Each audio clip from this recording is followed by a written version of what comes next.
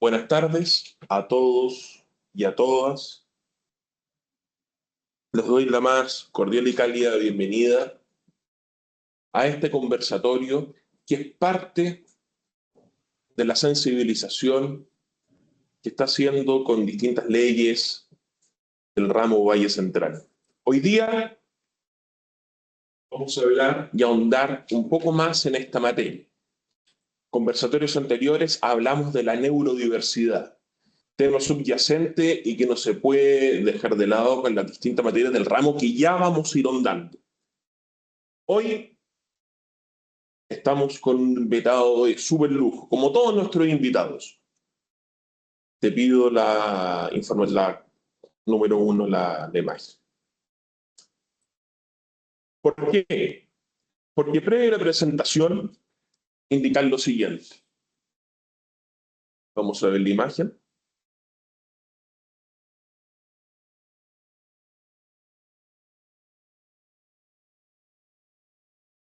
Nos percataremos, nos vamos a dar cuenta en la imagen que se va a ilustrar, la número uno, que lo voy a vincular con quien tenemos de invitado, el cual es un historiador que durante su trayectoria ha sido director de más de 19 colegios, experto en el ámbito educativo. ¿Por qué historiador? Porque hemos decidido que tiene que haber un historiador hoy día. Porque nos damos cuenta que la historia es una ciencia social que estudia los acontecimientos del pasado, de la humanidad, lo cual tiene distintas características. Analiza un contexto social, político, geográfico, incluso psicológico. Permite conocer el pasado y su presente a través del futuro. Conocer los procesos que han dado forma a la humanidad y a las distintas sociedades a lo largo del tiempo. Investigar, reconstruir y narrar eventos del pasado. Y evidentemente se apoya en disciplinas auxiliares como la arqueología, etc. Nos damos cuenta en la imagen que para formar historia tenemos que partir por el siguiente predicamento, que es la cultura entendido como una malla de significados que se da, Francisco, en una sociedad que es una malla de interacciones y dentro de un socioespacio. A partir de ahí empieza la historia. Hoy día como invitado, ¿por qué no?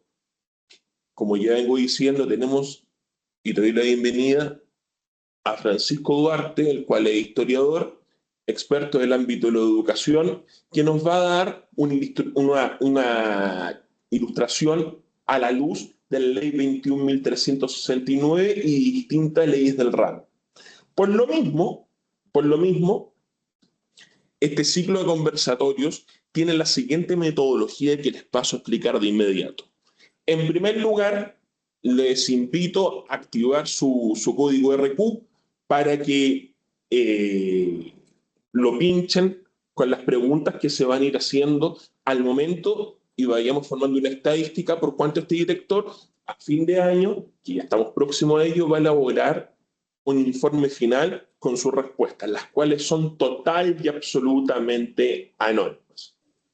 En cuanto a la forma de llevar este conversatorio, primeramente el suscrito va a hablar e insistir con distintas materias y distintas cosas que debemos de saber y que debemos apuntar en qué estamos y hacia dónde vamos, con una preeminencia, con un predicamento, en el entendido, ¿qué son los derechos humanos? Para después terminar con esta imagen, cultura, sociedad, socioespacio, que evoca la historia. Así que su código RQ lo invito a tenerlo preparado para indicar algunas preguntas. Dicho eso, nosotros tenemos que entender por qué se hacen estos conversatorios. Por cuanto el suscrito director viene a evangelizar y dar predicamento a una serie de normativas. La primera la 21.369, que viene a erradicar el acoso sexual, la violencia y la discriminación de género. ¿En qué? En el ámbito de la educación superior. Cuestión, Francisco, que tú sabes de eso. En segundo término, los nuevos criterios, o en primer término también, de acreditación, en cuanto a la dimensión que me obliga, es la dimensión número 2, la cual tiene un criterio que tiene 4 subcriterios, a saber, sana convivencia, inclusión, equidad de género y diversidad. Razón por la cual, en el contexto de las políticas, en conversaciones anteriores nosotros ya hemos hablado de la diferencia entre política y protocolo. Pues bien, en ese contexto, esta dirección es parte de esta política integral. A saber, Ley 21.369, que viene en erradicar, como digo, la violencia, la discriminación y el acoso sexual en el ámbito de la educación superior. Ley muy importante también, la 20.422, que es la ley de discapacidad, que en su artículo 5 indica qué se entiende por discapacidad. Y en otros predicamentos de la misma ley indica qué se tiene que hacer en la educación superior, cuestión que estamos trabajando. Y también, vinculado con el conversatorio anterior, la ley 21.545, que viene a dar protección al determinado paraguas, como dijo nuestra expositora anterior, del espectro autista. Nuestra política se encuentra afinada con los últimos detalles, que es conocido por nuestras autoridades, y este suscrito director viene a evangelizar, a indicar en qué estamos. Estas 3 normativas, junto con la sana convivencia, son transversales. ¿A qué apunta la ley de inclusión 21.545, la ley de diversidad 20.422, la ley 21.369, junto con la convivencia, tiene un punto en común, fíjate, Francisco, que son los derechos humanos? Entonces, ¿cómo parte todo este predicamento? ¿Cómo parte todo esto?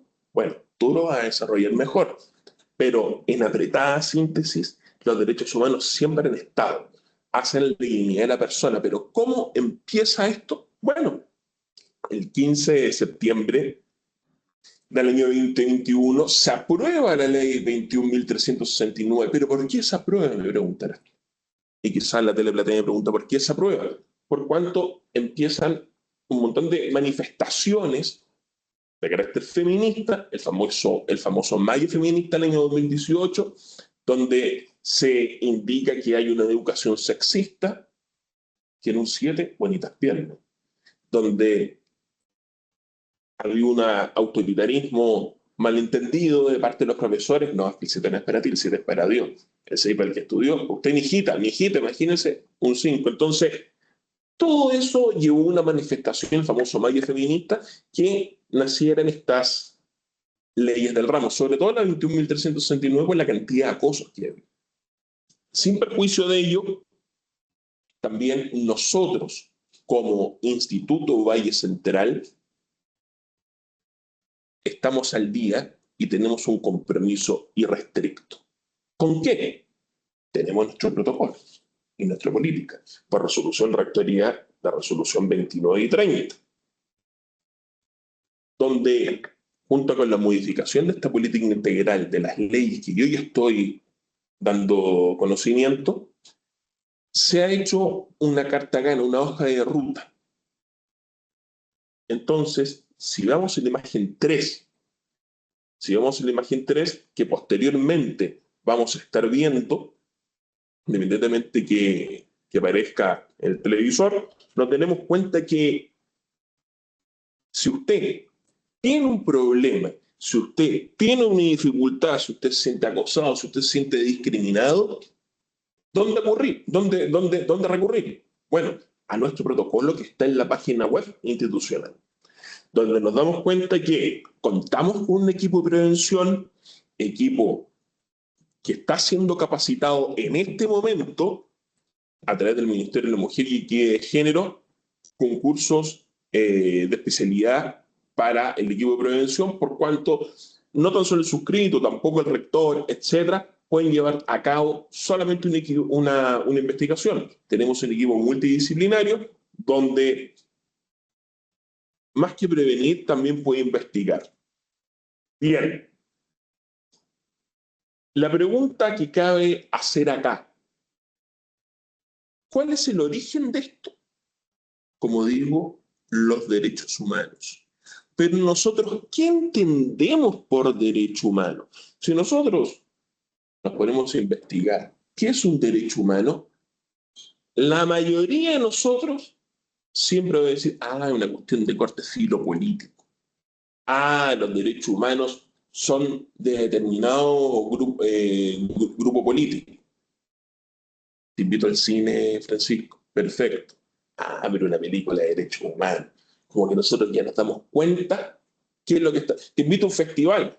No, pero está esta persona, a él le gustan los derechos humanos.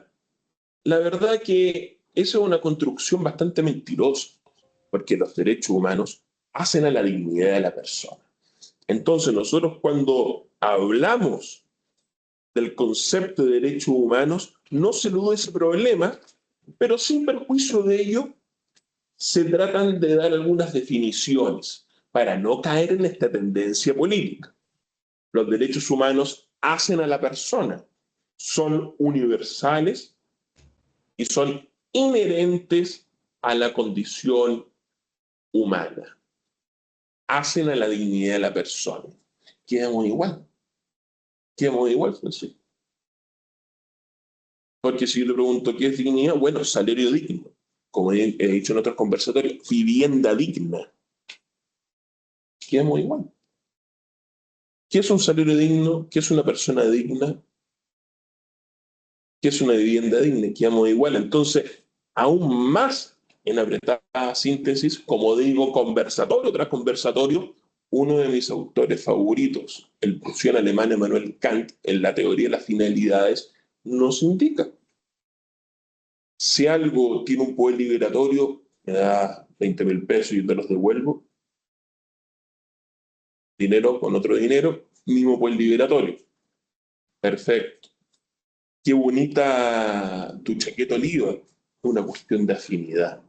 Pero algo que tiene un fin en sí mismo, algo que tiene un fin en sí mismo, es la vida.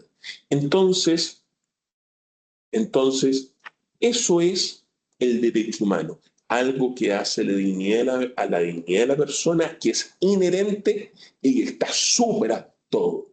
En este caso, la vida. Y todas estas leyes, 21.309, 20.422, 21.545, lo que tiene que ver con el espectro autista, lo que tiene que ver con la discapacidad de tener una rampa, de entender a una persona que le molesta un ruido, o una persona que está siendo acosada, todo ese predicamento está en el ámbito de los derechos humanos. Si miramos la pantalla, indica crear política integral. Nosotros la tenemos creada. Modelo de prevención. Tenemos un gran equipo a lo largo del país que está llevando a cabo este proceso de un no querer hacer que no pase. Y un equipo de sanción en el evento que hay una denuncia. Nuestro protocolo está alojado en la página web institucional. Dicho eso, les voy a hacer algunas preguntas que los invito a participar. Es totalmente anónimo. Por favor, en este momento escaneen su código QR para pasar a preguntar. La primera pregunta, Karina, por favor.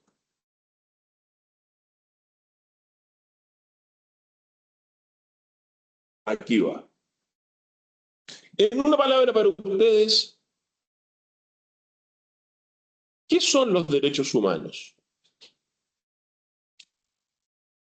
Por favor, pueden escanear su código QR. Esto es totalmente anónimo. Si no pueden escanear su código QR, pueden ingresar a mentimeter.com. Los invito a participar y les indico que esto es total y absolutamente anónimo.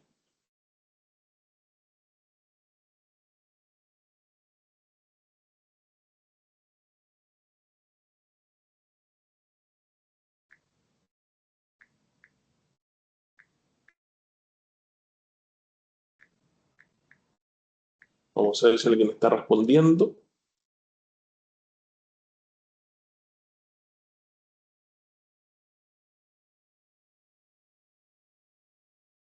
Vivir, inherente, mira Francisco, legalidad, justicia, dignidad, inherente. Ustedes, mire que se está dando una tendencia. Ustedes preguntarán, ¿por qué hago esto? Porque tiene que haber un feedback, una contrarrespuesta, para después llevar un informe nacional sobre el rubro. ¿Puedes encender la cámara, por favor, Cristian Alarcón? Hay una cámara encendida, pues. Un micrófono. Bien, en una palabra que son los derechos humanos, mucha respuesta, regulación, igualdad, legalidad, inalienable, libertad, protección. Entiendo que entre la palabra más grande es la más votada.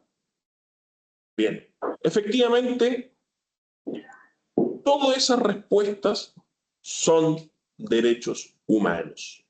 Bien, vamos a pasar a otra pregunta, también del Mentimeter.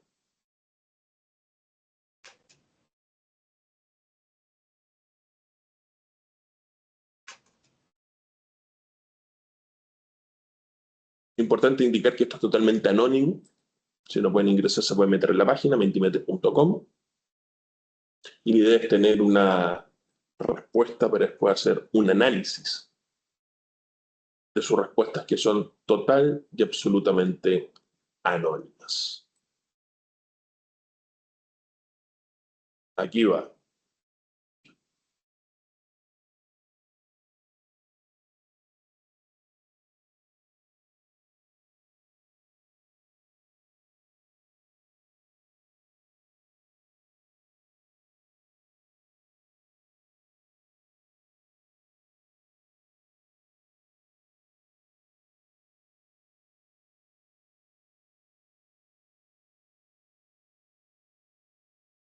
Bueno,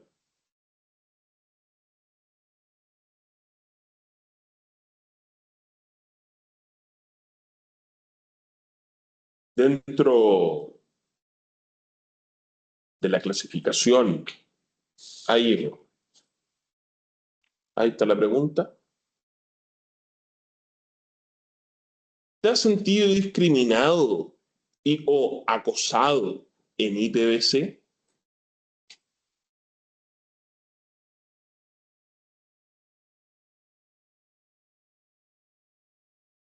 Sí, no sé, no. Te recuerdo que es totalmente anónimo.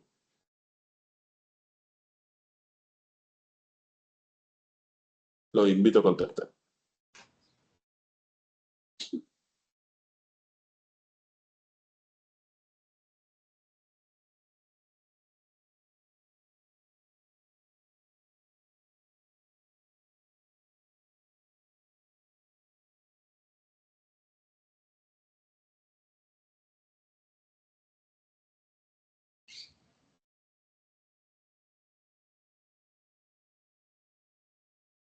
De todo un poco nos damos cuenta que un 33%, Francisco, mira. ¿Tú alguna vez, Francisco, te has sentido acosado en el ámbito de la educación superior? Yo particularmente no, pero sí creo que es una práctica que aún, o una conducta que aún no se erradica del todo. Bien. No sé, dice un 20%, otro 20%, digo sí. Los invito a participar, a escanear el código y a responder. Vamos a dar un minuto más para ya pasar a la tercera pregunta.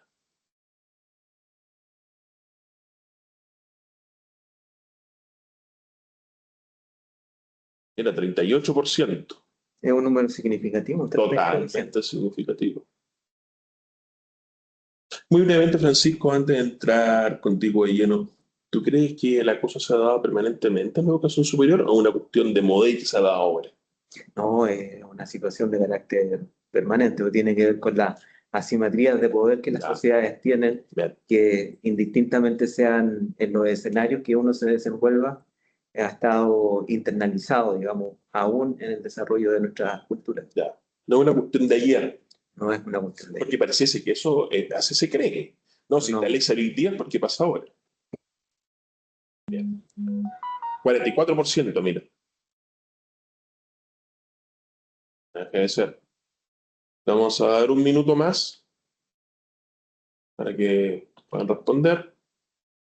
Lo importante es que con la implementación, la promulgación de estas normativas, la sociedad va generando, digamos, la posibilidad de poner estos temas de relieve, que en la medida que están de relieve, que nosotros somos capaces de conversarlo en instancias como esta, en definitiva permiten expresar estas realidades y en la medida que salen del oscurantismo, es posible que nosotros vayamos mejorando, digamos, o corrigiendo, pero a partir de reflexiones que ya lo conversaremos en un instante más, pero es relevante nunca dejar de conversar. De todas maneras.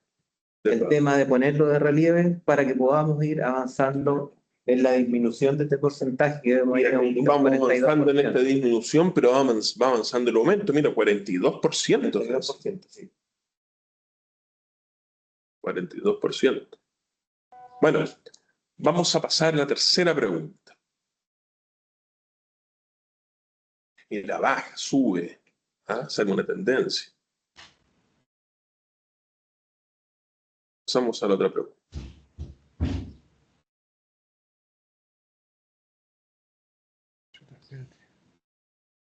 Indicar, bueno, que esta participación es totalmente anónima. En otro lado, Francisco, han tenido miedo de contestar. O no miedo, derechamente no contestan por un tema de que se puede después filtrar algo, su nombre, etc. Por eso recalco tanto que es total y absolutamente anónimo. No Porque el tema sigue teniendo complejidades. Sí, Sigue teniendo complejidades para abordarlo, para conversarlo. Eso. No es un tema que esté totalmente, digamos, superada estos miedos de poder adentrarnos y contestar este tipo de preguntas o discutir sobre este tipo de temáticas, porque todavía hay mucho prejuicio sobre muchos temas. sí. Bien, la tercera pregunta. ¿Ustedes, a la teleplatea, creen que hay zonas de riesgo en IPVC? Los invito a contestar.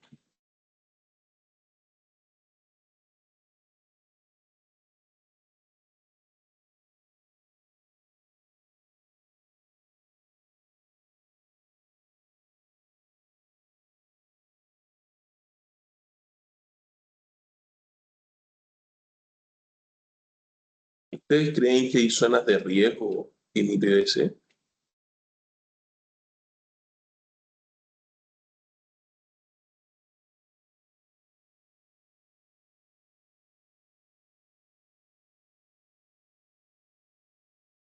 Los invito a contestar.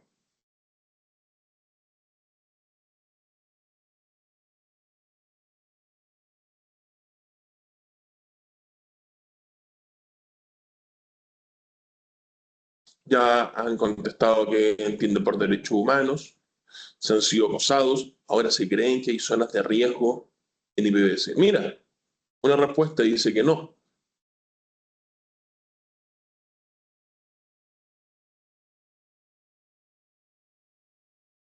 Dice que no. Los invito a participar. A ver si hay zonas de riesgo en IPVC.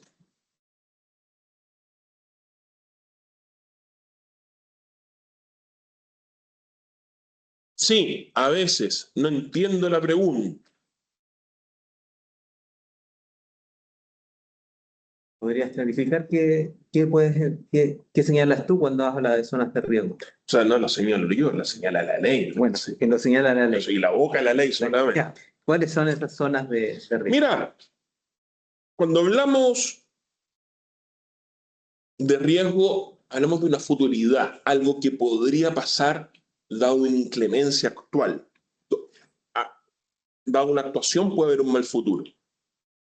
Antes del Código Penal se hablaba de la nocturnidad de noche, más peligrosa de noche. Ya, un contexto, Un digamos. contexto. Claro, actualmente riesgo en todas estas leyes apunta a donde la persona desarrolle su accionar, su conducta diariamente, podría verse menoscabada, como por ejemplo el baño, como por ejemplo un lugar baldío, como por ejemplo un lugar de estacionamiento total y absolutamente vacío, Una oficina que no tiene ventana. una oficina que no tiene ventana, donde no hay cámara. Por eso, los invito a participar. Hay 5 respuestas y hay 26 personas conectadas. Los invito a participar. Y justamente la ley habla de evitar estas zonas de riesgo. ¿Ah? Estas zonas de riesgo. Incluso camino a su trabajo, oscuro, una oficina sin ventana.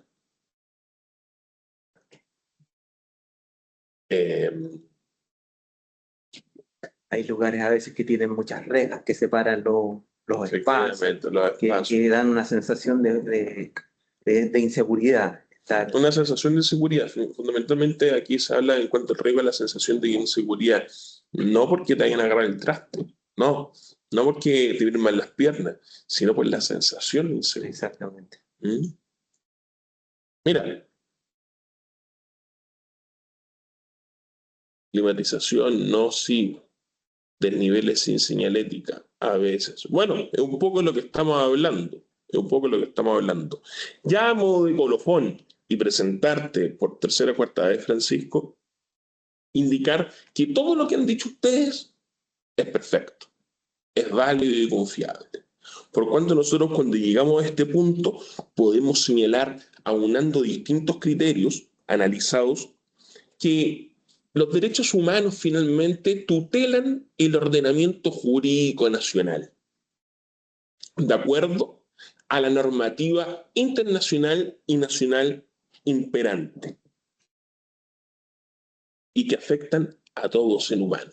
O sea, hablamos de multiculturalismo. Yo me quedo conforme cuando nosotros entendemos que los derechos humanos es el ordenamiento jurídico internacional alojado a cada país, porque el Estado Islámico es distinto al Estado chileno en cuanto a su cultura. Y ya vimos en la primera lámina, claro, que entendemos por cultura y que entendemos por historia.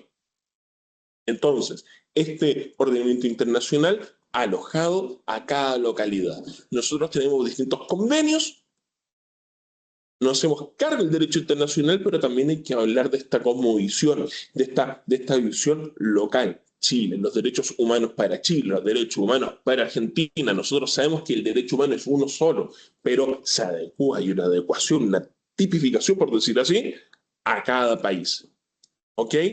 Según, de acuerdo a la cultura predominante en el lugar y tiempo que corresponden a su naturaleza a todo ser humano. Los derechos humanos que promulgaba don Jorge Alessandri son distintos de los derechos humanos que nuestro presidente actual propugna. Entonces nos damos cuenta que es el mismo país, pero de acuerdo al tiempo y la naturaleza estimada de cada uno. Dicho eso, contestadas las preguntas, quiero indicarles que nosotros tenemos un clic de distancia. Todos ustedes a través de esta cita tienen mi correo electrónico, está el correo electrónico institucional, tienen el correo de la dirección propiamente tal, tienen correo de comunicaciones, tienen las distintas llegadas a este suscrito director para poder ver, analizar cualquier problema que tengan. Dicen por ahí que más vale un buen acuerdo que un mal juicio. Ni este suscrito, ni ninguna persona los puede obligar, oye, antidenuncia. No. La excesiva judicialización hace mal. Sin embargo, nosotros tenemos que escuchar, nosotros tenemos que entender. El día de mañana, un colaborador, un estudiante me dice, es que me siento mal, me están viendo las piernas, me están discriminando, soy homosexual, tengo una divergencia, etcétera, me están discriminando y rampa. Bueno, hay que hablar, hay que entender y estamos a un clic de distancia. Esto es transversal, esto no es solamente para los estudiantes que fue pensado en ellos, sino para todos, de capitán a paz, del rector hasta el señor de la puerta, a la máxima autoridad, a todas las demás autoridades, para todos. no existen las denuncias anónimas, tenemos un proceso y cualquier cosa pueden hablar conmigo, está nuestro equipo de prevención, si quieren denunciar, está el portal del sistema, contamos con protocolo. Sin ir más allá, quiero dejar con ustedes a don Francisco Duarte, historiador, el cual es experto en el ámbito educacional, ha sido director de más de 19 colegios en el ámbito municipal, director de directores, y la verdad que en tu calidad de historiador queremos hablar de la ley 21.369 y todo esto que hemos hablado. ¿Cómo ves tú este aspecto histórico, Francisco? Y te doy la bienvenida y gracias, eres una persona muy ocupada. ¿Cómo ves esto? Primero, Diego, darte las gracias por dar la posibilidad de tener este espacio de participación para la institución, para las personas que trabajan con nosotros, colaboran con nosotros y tenemos que en definitiva trabajar para generar un espacio que realmente sea de seguridad para todos en el contexto que estamos hablando. Como muy bien tú decías, soy de formación profesor de historia, pero siempre que a lo mejor muchos de los que están conectados no tienen una cercanía porque tenemos el vínculo de la historia de carácter escolar, esa que te empiezan a contar desde los orígenes Claro, en adelante, claro. No siempre a uno a corta edad le hace sentido ese tipo de conversaciones, pero como muy bien decía Diego, la historia lo que trata es de recrear, de tener una mirada hacia el pasado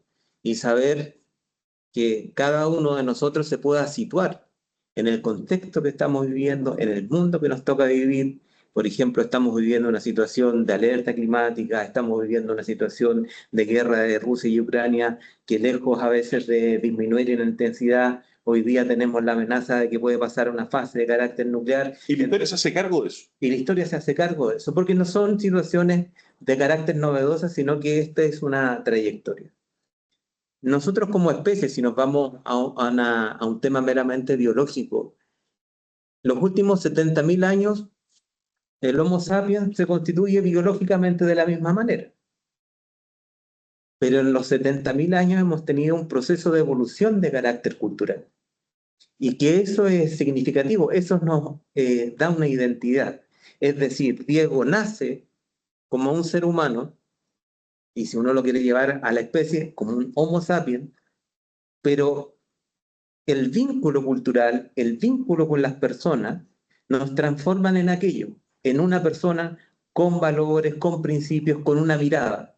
No viene totalmente integrado en un chip cuando tú naces, sino que en la sociedad que nosotros nos vamos desarrollando y con los principios y la legislación que va complementando esa forma de vida, entonces nos vamos transformando en personas. Como soy de formación profesor, me gusta mucho y soy muy orgulloso de tener la profesión docente dentro de mí.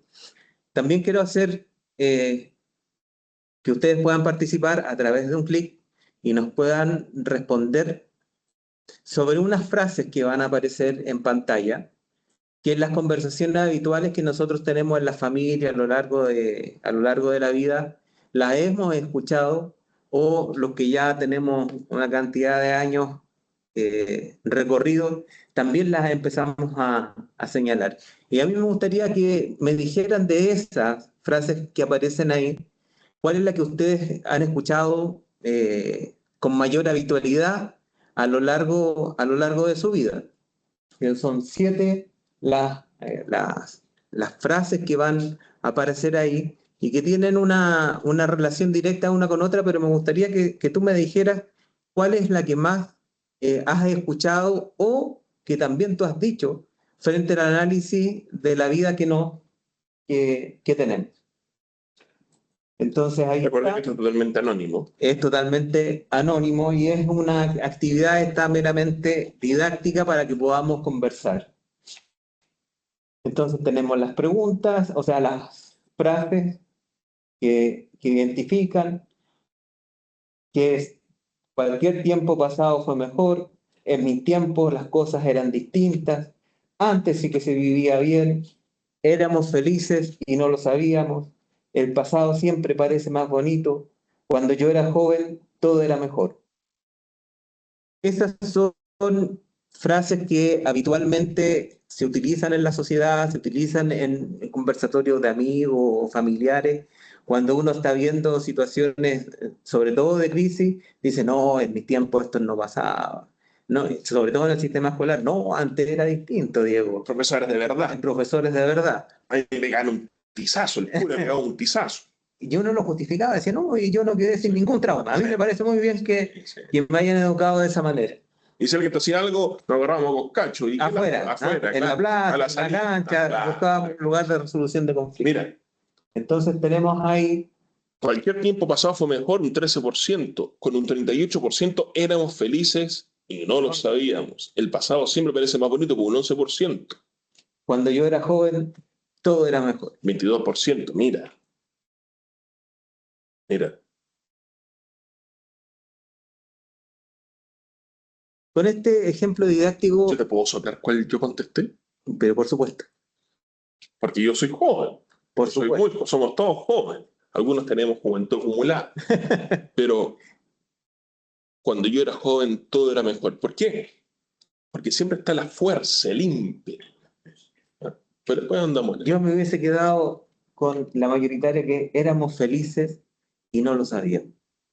Lo hubiese...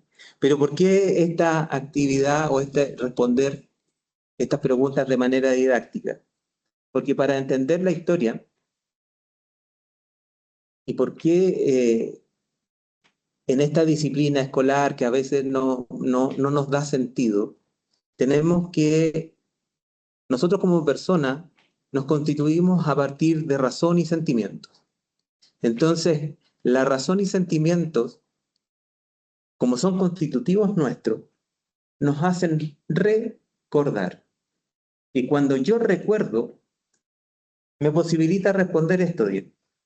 Porque en el recuerdo encuentro situaciones en el pasado que me fueron gratas. ¿Cómo no recordar cuando yo era niño, iba con mi papá al estadio? Y en el estadio no habían desmanes, y cuando si uno iba a la casa se iba tranquilo, tomaba la locomoción colectiva tranquilo. Entonces, claro, eso me hace pensar porque tengo un recuerdo emocional que en el pasado las cosas eran mejor. Entonces estamos constituidos de emociones que me permiten llegar y decir este tipo de frases, porque recuerdo a partir de la emoción.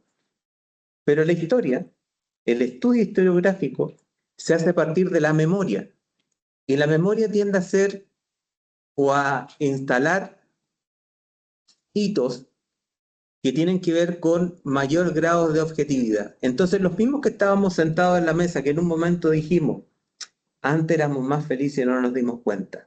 O cuando yo era joven, todo era mejor. todo era mejor.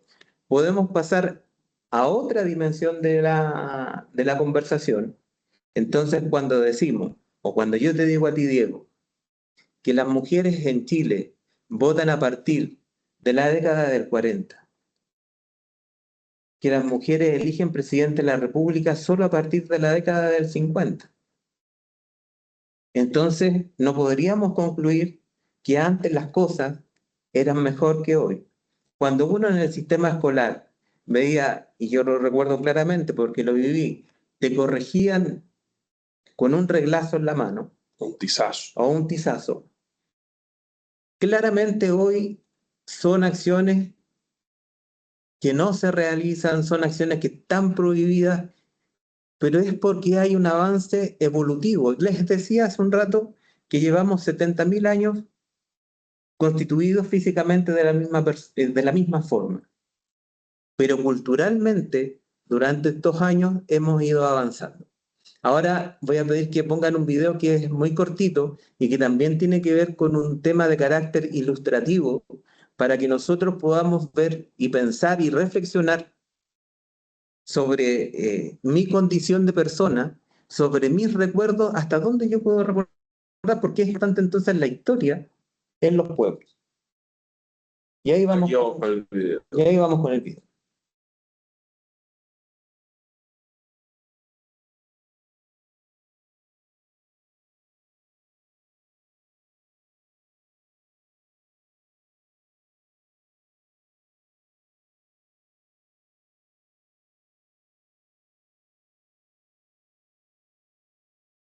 En la medida que ustedes vayan viendo el video, a mí me gustaría que fuesen reflexionando sobre lo que van a ir viendo y hagan el ejercicio propio, el ejercicio mental de ver hasta dónde llega el conocimiento de ustedes, de su persona, de su familia, de lo que ustedes van a ver.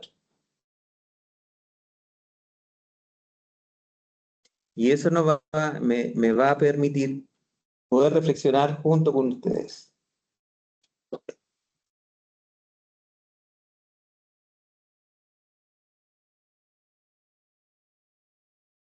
¿Hay posibilidad de video o no hay posibilidad de video? Estamos entonces esperando, les vuelvo a decir, espero que ustedes puedan reflexionar o adentrarse, digamos, en esta pequeña cápsula que van a ver.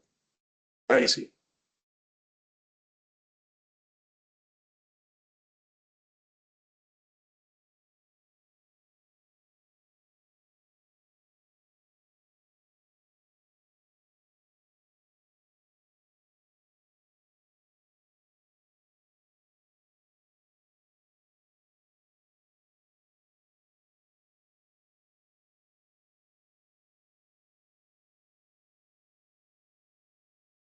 Te cuento entonces, Diego, qué es lo que quiero en este ejercicio didáctico para poder colaborar en esta mirada de la historia sobre la ley 21.369.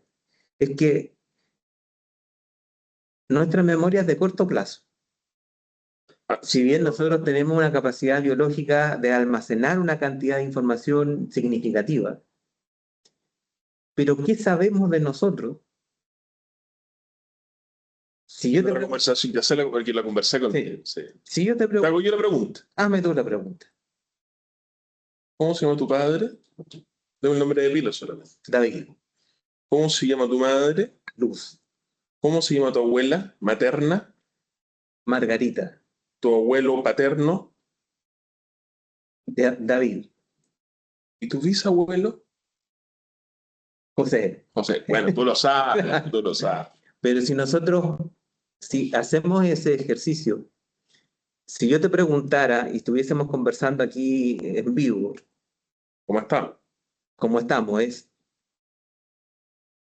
¿Quiénes son nuestros padres? Y todos en general sabemos quiénes son nuestros padres, cómo se llaman, cuál fue su historia, cómo se conocieron, cuándo se casaron, eh, porque es una historia oral que se nos transmite de manera permanente. Muchos tuvimos el privilegio de conocer también a nuestros abuelos y saber de estos 4 abuelos que nosotros tenemos, cómo se llamaban, quizás tuviste la posibilidad que te regalonearan. ¿Y a qué se debe, por ejemplo, que, no sé, estoy inventando?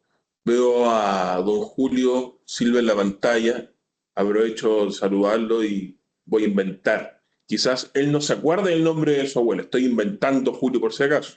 ¿A qué se debería eso, por ejemplo, en este análisis que tú haces? Que las historias personales están llenas de contextos, como lo señalabas tú hace un rato, digamos, frente a temas de amenaza, ¿cierto? Nuestra vida también está llena de contextos. Nosotros a veces sentimos, yo digo, no, mi nombre es Francisco Gabriel Duarte Díaz y mi apellido, porque todos googlean de dónde viene ese apellido. No, mi apellido viene de tal lugar, viene de Portugal, y hubo un tipo, un rey era de apellido Duarte y de ahí se masifica el apellido. Todos tratamos de encontrar y de mirar hacia el pasado para saber quién soy yo. Pero cuando entramos al área chica, cuando yo te pregunto, bueno, Diego, ¿y quiénes son tus abuelos? Me puedes responder, Sí. porque son solo 4. Los bisabuelos son 8.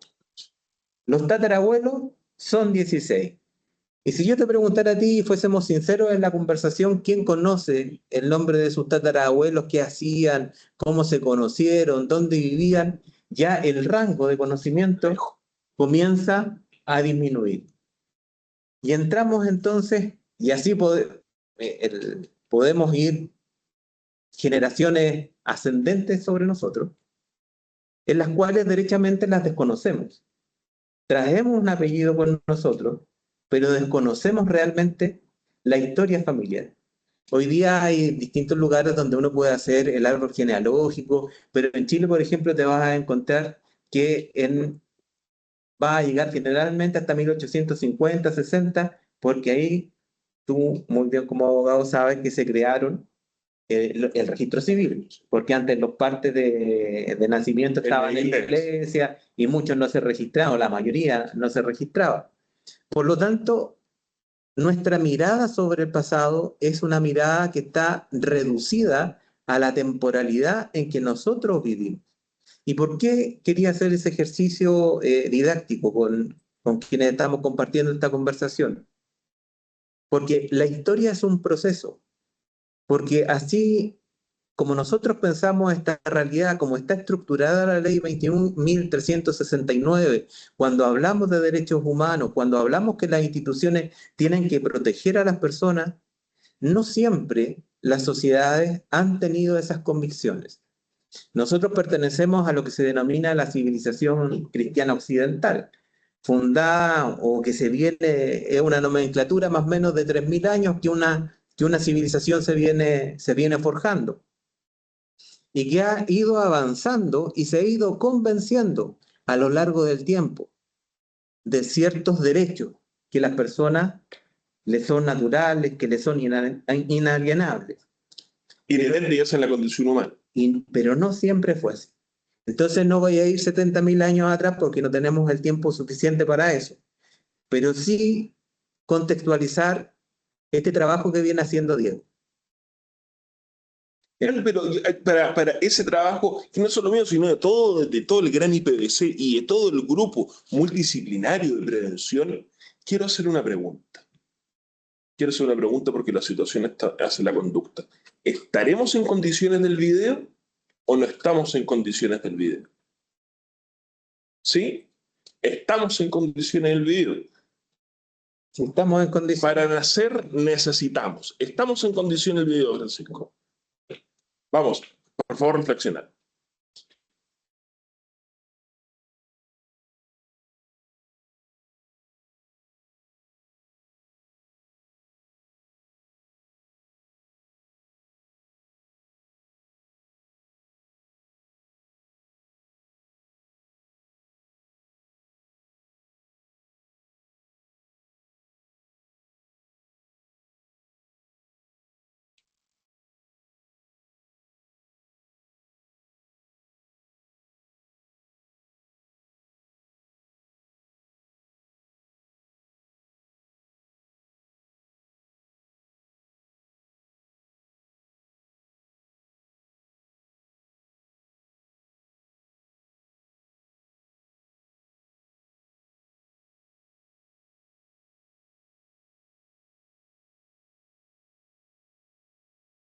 Bueno, ese era el video y ahí tú te puedes dar cuenta de la cifra que antes de nosotros, si vemos las 11 generaciones que nos antecedieron, son 4.000 personas. Y claramente nosotros no conocemos ni el 5% de aquellas personas que nos antecedieron. Por eso es importante recurrir a la historia, porque la historia nos permite, en esa oscuridad que generan los tiempos, generar una línea por donde uno puede ir señalando hitos que son relevantes. Entonces, ¿cuáles son los hitos que son relevantes para llegar a la legislación que hoy día tenemos? Vamos a ir a nuestro mundo más cercano. En 1492, tú sabes que Combate naval de Iquique. Claro. Y en 1879, el descubrimiento de América. Tú sabes que en 1492 llegan los conquistadores españoles y se instalan en las Antillas, la Española, que es hoy día Haití, República Dominicana, y ahí vamos a tener el encuentro de seres humanos.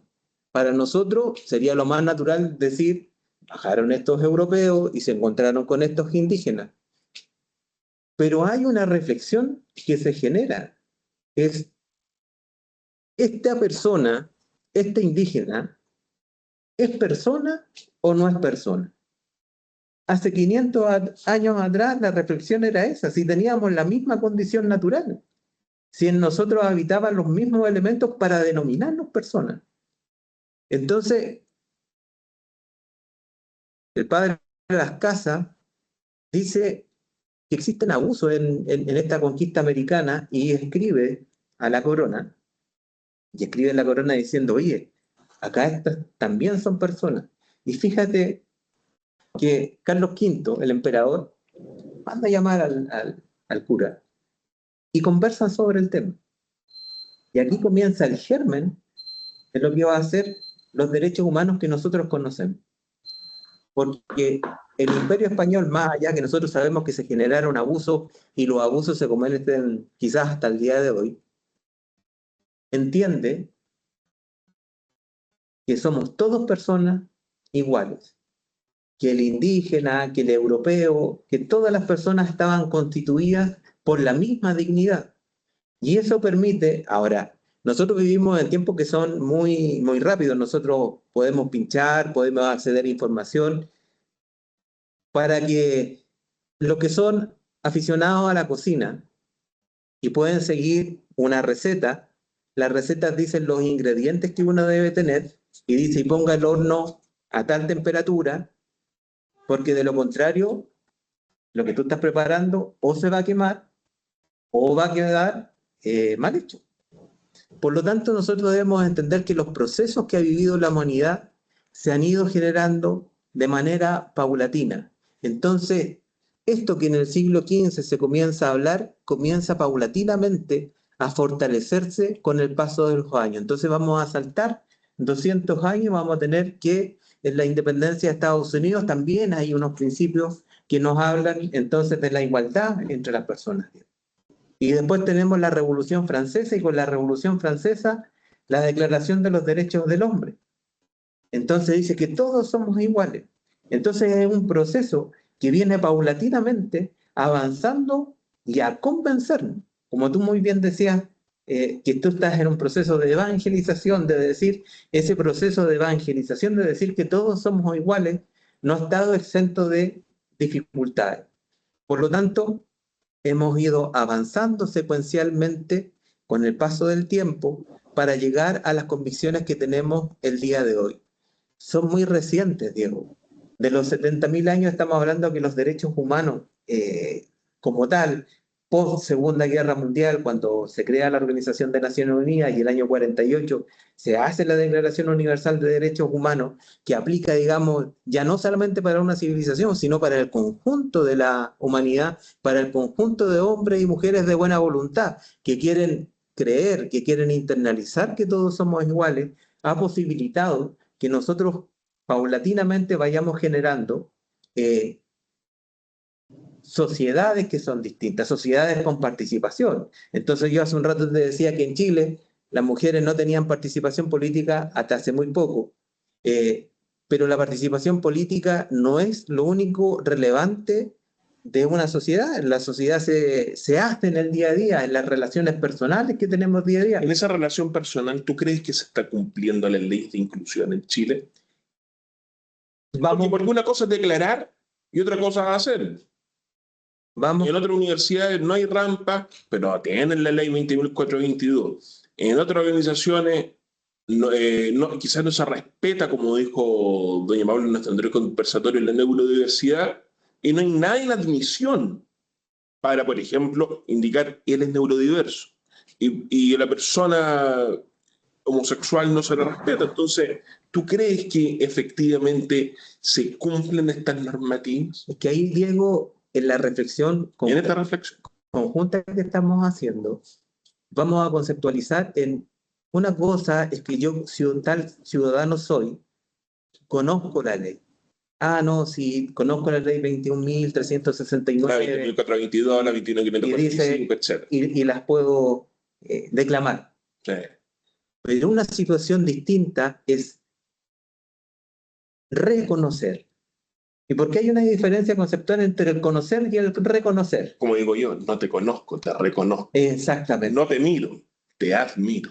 Entonces, yo puedo reconocerme en una sociedad civilizada, en una sociedad que cree realmente que todos somos iguales, en una sociedad que busca disminuir los espacios de discriminación o los espacios de acoso, cuando yo he internalizado ese proceso. Cuando yo lo vivo, Históricamente está internalizado. no está internalizado, pero estamos en ese camino. Por eso es importante, En dos palabras, ¿por qué no está internalizado?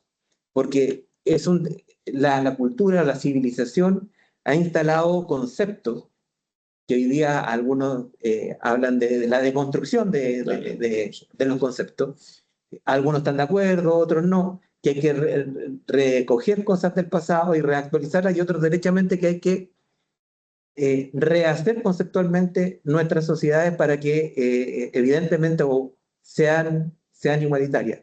De Luz y Bartea hablan efectivamente de la deconstrucción y de esta posverdad que hay detrás de la cámara. El fotógrafo con el bigotón que hay detrás del bigote y que hay detrás de la cámara, detrás de la deconstrucción. ¿Cuál es la verdad de la verdad? Y si esa reflexión es tendiente a tolerar lo que estamos viviendo. Entonces, Diego, con el ejercicio que veíamos, que nos antecedieron 4.000 personas, y esas 4.000 personas han tenido que vivir situaciones, no me cabe duda que felices, pero también situaciones que fueron complejas.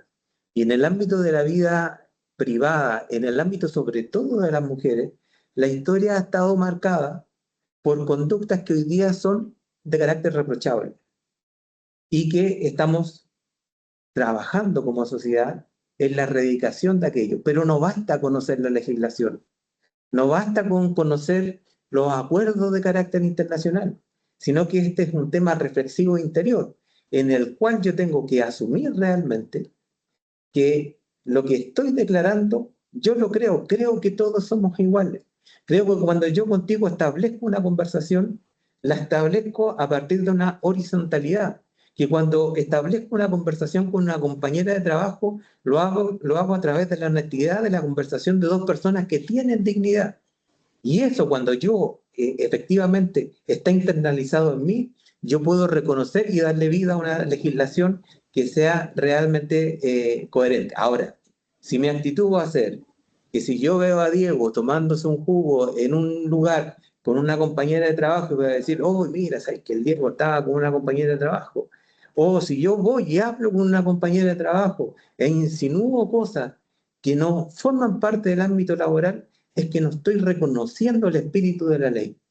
Solamente estoy declarando que existe una legislación, que tiene una sanción, que yo eventualmente puedo ser sometido a esa sanción. Pero para que las sociedades realmente cambien, tenemos que internalizar personalmente esas conceptualidades, que lo hemos ido haciendo. Por eso, en el año 2019, se inicia el proceso de la discusión parlamentaria de esta ley, y tú dabas muy bien el contexto de esta cuarto marea feminista El Mayo Feminista, el 2018. que ha vivido fundamentalmente Occidente, y que ha posibilitado que hoy día tengamos una legislación.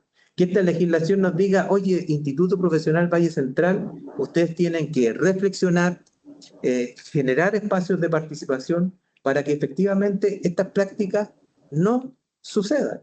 Ahora, ¿tenemos marco normatorio? Muy bien tú decías, sí, tenemos marco normatorio. Pero ojalá que el marco normatorio no se tenga que utilizar, porque nosotros tenemos la conducta internalizada de que nos vamos a tratar como iguales, de que nos vamos a tratar dignamente, de que no vamos a acosar a nadie. Por eso Valle Central, y me hago cargo de mis palabras a toda la teleplatea, tiene 0 denuncias. Tiene 0 denuncias Valle Central.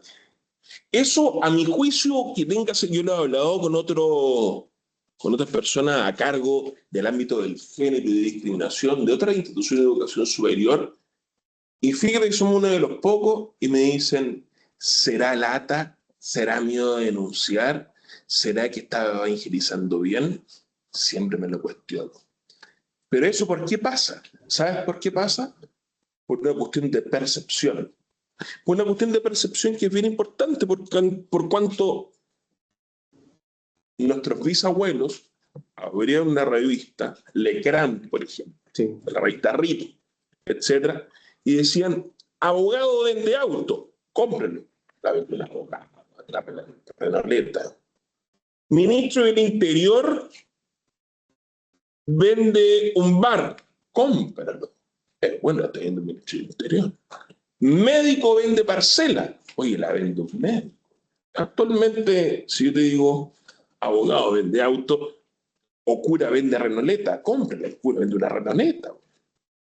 Actualmente si yo te digo, cura vende una renoleta, ¿qué me importa? Abogado vende un auto, ¿qué me importa? Ministro del Interior vende parcela, ¿qué me importa que un ministro del Interior venda una parcela? Entonces, es un tema de percepción. Es un tema de percepción y hay una relación epistemológica básica, tú lo sabes bien, dentro de la filosofía y la ciencia, digo, que hace que una cosa sea una cosa y no sea otra cosa. Porque si a este lápiz que ve la teleplatea le saco la tapa, sigue siendo lápiz. Le saco la tapita de atrás, que no puedo sacarla de igual, sigue siendo un lápiz. ¿A qué lo voy a sacar? Para hacer bien el ejercicio. No puedo. Sigue siendo un lápiz. Si saco la tapita, sigue siendo un lápiz. Si le saco la tripa, sigue siendo un lápiz. Entonces, ¿qué hace que un lápiz deje de ser un lápiz? La función de las cosas. Cuando se determina cuál es la función de las cosas y se quita la función de las cosas pierden su naturaleza. Y esa relación entre el sujeto observado y la cosa observada es lo que nace la historia y nace la cultura. Entonces, está esta ley, tenemos estas leyes del ramo, pero no se cumplen o son tendientes a cumplir, pero tiene que haber una aceptación de los otros. Estoy totalmente de acuerdo con lo que tú dices. Entonces, mira, para sintetizar Sí. el aporte desde la mirada de la historia en este conversatorio, es que los procesos históricos se cocinan a fuego lento. A veces quisiésemos que la realidad fuese otra de un momento a otro, porque hay gente que sufre y nosotros no queremos que nadie sufra. Pero para que eso suceda, el cambio y la reflexión sobre el cambio parte por mi actitud, por mi percepción que yo debo tener, y sobre todo en el caso de quienes somos varones. Quienes somos varones tenemos que hacer una reflexión profunda y ser sumamente honestos en nuestro actuar. La sociedad no se puede segmentar, Diego. Nosotros hemos ¿Cómo es? nacido, No se puede. no se puede segmentar, es que estos derechos son de mujeres, estos derechos son de hombres. Nosotros nacimos para vivir en comunidad, pero para que esta comunidad sea digna para todos, tenemos que tener ese comportamiento que tiene que salir de nuestra convicción. No basta con conocer una ley, no basta que en el día de mañana reformulemos y hagamos otra ley. No basta con rezar. No basta con rezar. Lo que tenemos que hacer es ese ejercicio transformador que es de carácter personal. Y para eso tenemos que pensar en nuestra historia, en nuestros antepasados, que nos heredaron esta realidad y que nosotros como herederos de una realidad estamos en un constante cambio de mejora continua, como diríamos en una institución de educación superior, tanto personal como institucionalmente. La verdad, Entonces, nadie va a poder transformar las realidades si es que no se transforman a partir de mi propia persona. sí, que hacer las cosas ordinarias de manera extraordinaria. Mira, no quiero hacer un monólogo yo contigo, así que invito a todos los que están conectados, a todos, me dijeron por ahí, más que teleplatea, a todos los cibernautas, que creo que si tienen alguna consulta, el chat, o han levantado la mano, don Álvaro Arriagada ha levantado la mano, nuestro director. Por favor, don Álvaro, el micrófono es suyo. Bueno, los felicito por este conversatorio, porque además de los datos de erudición sobre los avances legislativos, lo que nos acaba de decir Francisco respecto de hitos de la historia, como por ejemplo fechar la aparición del Homo sapiens, ¿no es cierto? Yo tengo la percepción de que ustedes dos han coincidido en una expresión que Francisco la define con mucha elegancia, con cierta gracia. Los procesos históricos se cuecen a fuego lento, una cosa así dijo. Porque evidentemente la humanidad no ha sido distinta la noche después de la toma de la Bastilla, ¿no es cierto?, de lo que fue el día antes. Tampoco fue distinta la humanidad después de la abolición de la esclavitud, ¿no es cierto?, y de la muerte de Abraham Lincoln. De hecho, en el siglo XX todavía había manifestaciones de residuos, o no tan residuos, de masas enormes de esclavitud en el mundo. No quiero volver a tocar los grandes temas que ustedes tuvieron, pero me interesaría sí reforzar esa idea de que los procesos históricos, y en este caso la solidez y la, como diría yo, el reconocimiento de los derechos de los demás, es una cosa que yo tengo la impresión de que va avanzando. Hay una percepción que yo tengo, ¿no es cierto? Por ejemplo, si uno ve en educación superior, cuando yo, que soy bastante más viejo que ustedes, entré a la universidad, en una sala de la universidad era excepcional una compañera mujer. Y hoy día, estadísticamente, hay más mujeres que hombres en la educación superior chilena. Sin ir más lejos, en este propio instituto. Entonces, ¿cuál es la reflexión que yo agregaría a lo que ustedes han dicho con tanta propiedad? Yo creo que efectivamente, a pesar de los tropiezos, la inclusión, entendida, ¿no es cierto?, como que todos estén incluidos en una ampliación de los derechos esenciales del ser humano, para que todo ser humano tenga dignidad, tenga libertad, tenga en definitiva, ¿no es cierto?, la posibilidad de sentirse equivalente en un mundo diverso. Yo creo que eso va avanzando. Yo tengo una particular mirada más bien optimista.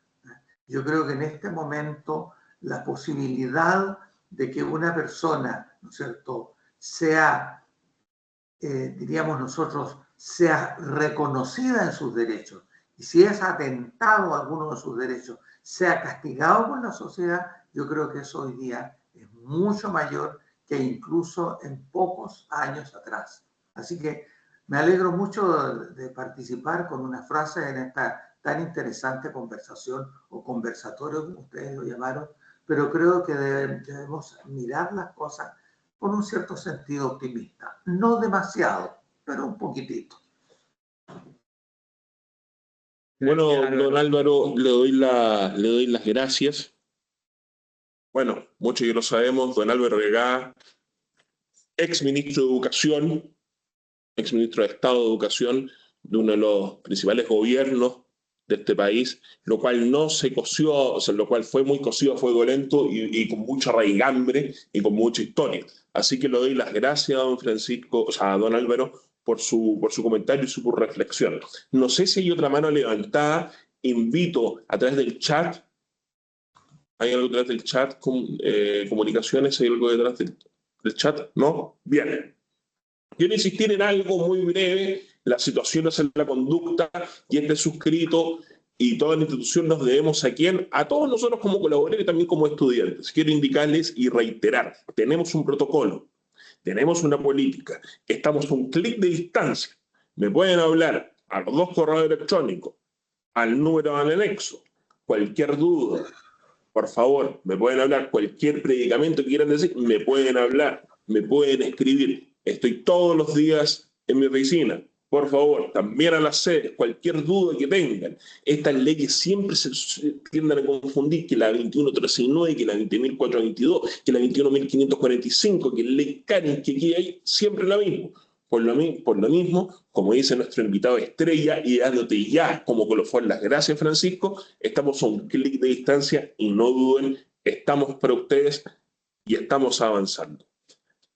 Quiero dar las gracias primero a Dios por reunirnos, donde hay 2 o más personas, en medio está Él. Quiero darle las gracias a mi institución, a nuestras máximas autoridades, a nuestro rector, a todos nuestros vicerrectores y a todas las demás autoridades. Quiero darle las gracias personales a doña Karina Arbosa, directora nacional de comunicaciones, porque ha hecho toda esta mise en escena, admisión, don María Roja, etcétera, y a todos los cibernautas y a toda la teleplatea que está fielmente conectada. Quiero indicarles finalmente y dar las gracias a ti, Francisco, por tu tiempo. Sé que es muy difícil para ti congregarte por cuanto estás en un montón de quehaceres. ¿Y por qué no? Quizás nos veamos en otro momento Así es. de la historia a la luz de la ley 21.369. Le doy las gracias a todos los conectados. Gracias por la oportunidad. Saludos a todos. Por favor.